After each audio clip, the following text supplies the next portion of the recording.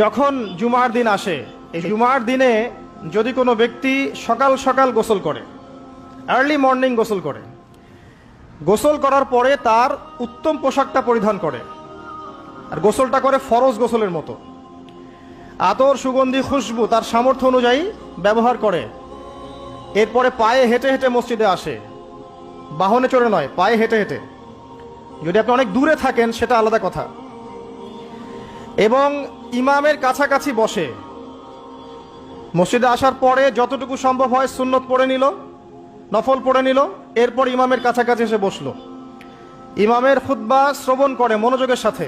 খুতবা শ্রবণ করার সময় কাউকে কষ্ট দেয় না। কাউকে কষ্ট দেয় না মানে হচ্ছে যে কেউ কথা বললে তাকে এতটুকু বলে না যে তুমি চুপ করো,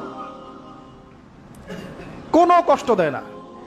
ইমামের খুতবা শ্রবণ করে, নামাজ পড়ে ইমামের সাথে।